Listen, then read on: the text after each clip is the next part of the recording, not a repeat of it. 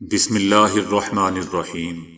السلام علیکم دوستو، دنیا بھر کی خبروں میں آج آپ سنیں گے، لیکن اس سے پہلے اگر ہو سکے تو لائک اور سبسکرائب کا بٹن ضرور دبا لیں، شکریہ۔ جسے اللہ رکھے اسے کون چکھے، غزہ میں گھر کے ملبے سے 37 دن بعد 9 مولود زندہ مل گیا۔ جس گھر کے ملبے سے 9 مولود کو برآمد کیا گیا اسے 37 دن قبل اسرائیل نے بمباری میں تباہ کر دیا تھا۔ عمارت کے ملبے سے 37 دن بعد 9 مولود کو نیم مردہ حالت میں برآمد کیا گیا تھا اور اسے 3 گھنٹے تک طبی امداد دی گئی، جس کے بعد بچے نے سانسیں لینا شروع کر دی۔ اس گھر پر اسرائیل نے جنگ کے پہلے ہفتے میں بمباری کی تھی، جس میں گھر مکمل طور پر تباہ ہو گیا تھا۔ اس دن سے یہ علاقہ مسلسل بمباری کا نشانہ ہونے کے سبب ریسکیو کا کام نہیں ہو سکا تھا۔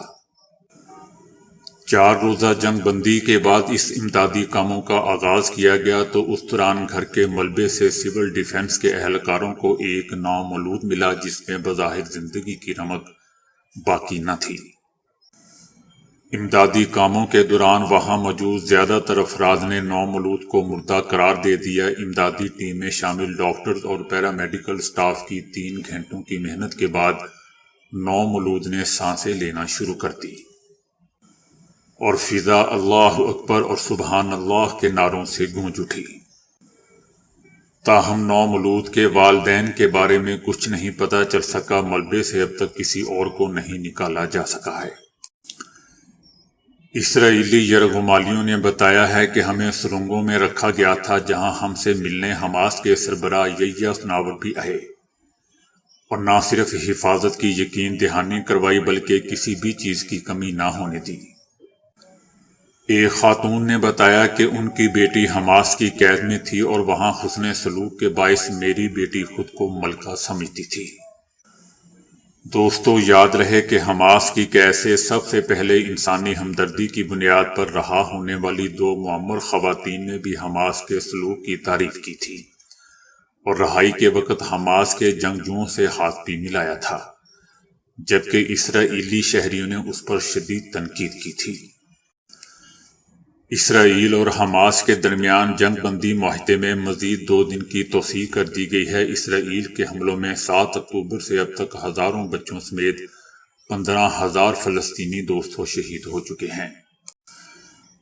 سعودی عرب نے غزہ پر تشدد حالات کا ذمہ دار اسرائیل کو ٹھہراتے ہوئے کہا ہے کہ یہ اسرائیل ہی ہے جس نے غزہ پر جنگ مسلط کی۔ سعودی عرب کا کہنا ہے کہ مشرق وسطیٰ کے اس تنازع کا حل صرف 2 خود مختار ریاستوں کا قیام ہے۔ مغربی میڈیا غزہ میں اپنے صحافی ساتھیوں کو بھی کمتر سمجھ رہا ہے۔ بہادر صحافیوں کی بے لوث رپورٹنگ کی وجہ سے اسرائیل کی جانب سے غزہ میں شہری آبادی کو بے دریغ نشانہ بنانے اور خون میں لت پت بچوں کی تصاویر دنیا کے سامنے پہنچ رہی ہیں۔ بلے پر فلسطین کا جھنڈا لگانے پر اعظم خان پر عائد جرمانہ ختم کر دیا گیا ہے۔ پی سی بی نے میچ آفیشلز کی جانب سے اعظم خان کی میچ فیس پر عائد 50% جرمانے کا جائزہ لینے کے بعد اسے ختم کر دیا۔ عالمی ادارہ صحت کا کہنا ہے کہ غزہ میں بمباری سے زیادہ بیماریوں کے باعث شہریوں کی اموات کا خطرہ ہے۔ فوج اطمینان رکھے، حکومت اور ادارے آپ کے ساتھ ہیں، یہ جنگ منطقی انجام تک ضرور پہنچے گی۔ جسٹس اطہر من اللہ کا کہنا ہے کہ جنرل مشرف مارشاللہ کو قانونی کہنے والے ججوں کا بھی ٹرائل ہونا چاہیے۔ آئین تو 12 اکتوبر کو بھی توڑا گیا، 3 نومبر کو صرف ججوں پر حملہ ہونے پر کارروائی ہوگی۔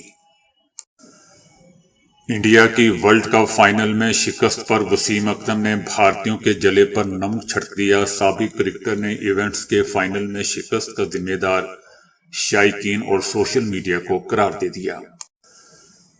کینیڈا میں یہودی کمیونٹی سینٹر پر دھماکہ ہوا ہے۔ کینیڈا میں دوستو اس ماہ یہودیوں پر یہ تیسرا حملہ ہے۔ پاکستانی سٹاک ایکسچینج ملکی تاریخ میں پہلی بار 60,500 پوائنٹس کی سطح عبور کر گیا۔ 100 انڈیکس 60,626 پوائنٹس کی بلند ترین سطح پر پہنچ گیا۔ خشک میوہ جات یا ڈرائی فروٹ کا استعمال قوت مدافعت کو مضبوط کرتا ہے۔ خشک میوہ جات میں موجود مختلف اجزاء مدافعتی نظام کے مختلف پہلوؤں پر مثبت اثرات مرتب کرتے ہیں۔ بھارتی ارب پتی تاجر کی بیٹی کی فضاؤں میں شادی۔ دلہا دلہن نے فضا میں شادی کے لیے 350 مہمانوں کے ہمراہ جہاز میں دبئی سے عمان تک 3 گھنٹے کا سفر کیا۔ اداکارہ ہاجرہ خان کا کہنا ہے کہ کتاب میں عمران خان کے لیے جو لکھا اس کے ثبوت میرے پاس موجود ہیں۔ میری عمران خان سے دوستی پلس تھی، اختلافات کی وجہ منشیات نہیں بلکہ کچھ اور تھیں۔ ہاجرہ خان کا ایک انٹرویو۔ بابا وانگا نے سال 2024 سے متعلق جو پیش گوئیاں کی ہیں اس میں روسی صدر پیوٹن کی موت بھی شامل ہے۔ بابا وانگا نے اگلے سال روسی صدر پیوٹن کے قاتلانہ حملے میں موت کی پیش گوئی کی ہے۔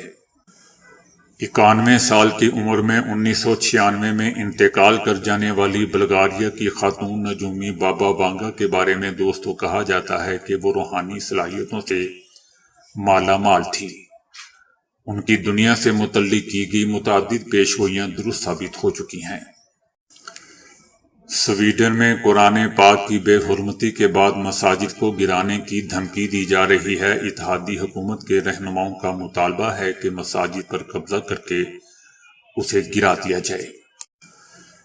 مفتی سعید نے کہا ہے کہ فروری 2018 میں عمران خان اور بشرا بی بی کا دوسرا نکاح پڑھایا۔ ان کا کہنا تھا کہ مجھے بتایا گیا کہ جنوری 2018 کے پہلے دن نکاح ہو گیا تو عمران خان بڑے عہدے پر فائز ہو جائیں گے۔